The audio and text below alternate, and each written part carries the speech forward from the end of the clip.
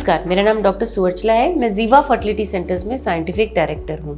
Adenomyosis क्या होता है और इससे क्या इनफर्टिलिटी हो सकता है? तो औरतों में एडेनोमायोसिस समझने के पहले हमें उसके गर्भ के स्ट्रक्चर के बारे में समझना होगा। सो ये गर्भ है, इसके लेयर्स होते हैं, बहुत भाग होते हैं। बाहर का जो मायोमेट्रियम है, अंदर जो आप देख रहे हो उसे एंडोमेट्रियम कहा जाता है। जो मायोमेट्रियम है वो बहुत मस्कुलर है और जो एंडोमेट्रियम है उसमें खून का जो फ्लो है वो बढ़ता रहता है। अब ये होता क्यों है? जब ट्यूब्स में अंडा और स्पर्म मिलते हैं तो यहाँ पे फर्टिलाइजेशन होता है। इसके बाद जो बेबी तैयार होता है वो कुछ सेल्स का ही होता है, बट वो वहां से ट्यूब से होते हुए आके गर्भ में चिपकने की कोशिश करता है। उसके लिए ब्लड का रहना बहुत आवश्यक है।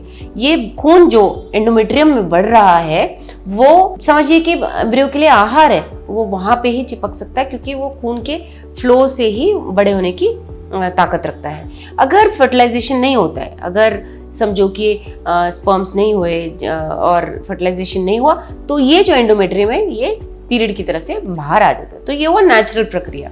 अभी एडेनोमायोसिस में क्या होता है? एडेनोमायोसिस में ये जो मस्कुलर भाग है इसके अंदर ये एंडोमेट्रियम का जो भाग है अंदर जाना शुरू हो जाता है। तो जब वो मसल के अंदर इन्वेजिनेट यानी कि अंदर जा रहा होता है, बहुत हार्ड मास हो जाता है और आप देख सकते हो कि ऐसे ऐसे छोटे छोटे बहुत ऐसे भाग बन जाते हैं जो एंडोमेट्रियम के अंदर आ रहे होते हैं। एंडोमेट्रियम के अंदर आने की वजह से ये गर्भ का वातावरण बिगाड़ देते हैं। जहाँ ब्लड फ्लो होना चाहिए वहाँ नहीं होने देते हैं और जैसे जैसे आपके पीरियड के लिए आप तैयार हो रहे होते हैं वो पार्ट भी ब्लीडिंग होने के लिए तैयार हो रहे होते हैं। तो ये बहुत पेनफुल है, एकदम एंडोमेट्रियोसिस की छोटी बहन बोल सकते हो आप। तो ये प्रॉब्लम काफ़ी पेनफुल हो सकता है और डिपेंडिंग कि कहाँ कहाँ है, क्या ये सिर्फ इस भाग में या पूरे भागों में, छोटे छोटे पार्ट्स में है, उसकी वजह से, उसकी सिवियरिटी की वजह से इनफर्टिलिटी का शिकार हो सकते हैं। कभी ऐसा हो सकता है कि ट्यूब ब्लॉक हो गया, कभी ऐसा हो सकता है कि एम्ब्रियो जो है वो बन रहा है पर उसके लिए कहीं जगह नहीं है चिपकने के लिए, क्योंकि एंडोमेट्रियम थिन है और ये जो प्रॉब्लम है एडेनोमायोसिस का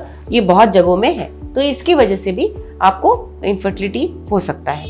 तो जब ये होता है इसके सिम्टम्स ये होते हैं, जैसे मैंने बताया, पीरियड थोड़े से कम हो जाते हैं, फ्लो उतना अच्छा नहीं रहता या बहुत ज़्यादा हो जाता है, बहुत तुरंत होने जैसे लगता है। तो जो एंडोमेट्रियोसिस के आसार होते हैं वो भी इसमें दिखने लगते हैं। सो एडेनोमायोसिस के जो सिम्टम्स है उसको आपको अगर ठीक से पता करना है तो आपको गायनोकोलॉजिस्ट के पास जाना पड़ेगा और एक स्कैन कराना पड़ेगा। स्कैन या एमआरआई आजकल इतने अच्छे हो गए हैं कि ये सब पता लगा जा सकता है कि कहाँ कहाँ एडेनोमायोसिस और कितना सीवियर है ये प्रॉब्लम।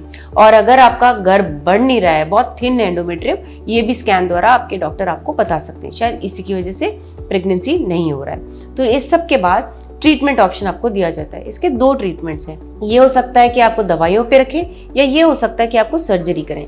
दवाइयों पे तो आपको ब्लड कम करने के लिए कभी दिया जा सकता है, कभी कॉन्ट्रासेप्टिव पिल्स दिया जा सकता है, कभी आपको फ्लो कम होने के लिए मायरीना लगाया जा सकता है। एक छोटा सा प्रोडक्ट होता है जो अंदर रखा जाता है, बहुत कॉमन है आजकल, मायरीना किया जा सकता है। या बहुत अगर ज़्यादा हो और आपको सिवियर बहुत लग रहा है, डॉक्टर भी सोच रहे हैं कि सर्जरी ज़रूरी है, तो लैप्रोस्कोपी द्वारा ये जो पार्ट है जो एडेनोमायोसिस है उसे निकाल दिया जाता है। कुछ दिन के बाद देखा जाता है कि अगर वहाँ पे ब्लड का फ्लो ठीक से हुआ है या नहीं। तो ये सब ट्रीटमेंट ऑप्शंस हैं। घबराना नहीं चाहिए, आपको डॉक्टर के पास जाके सारे ट्रीटमेंट ऑप्शंस पूछने चाहिए, स्कैन कराना चाहिए, उसके बाद उनको डिसीजन लेना देना चाहिए कि इसे कैसे सुलझाया जा सकता है। इसके बारे में अगर आपको और जानकारी चाहिए अवश्य जीवा फर्टिलिटी सेंटर्स आइए। Thank you. हमने इस वीडियो को बनाने में बहुत मेहनत की है, ज़रूर हमें सब्सक्राइब और लाइक कीजिए। Thank you.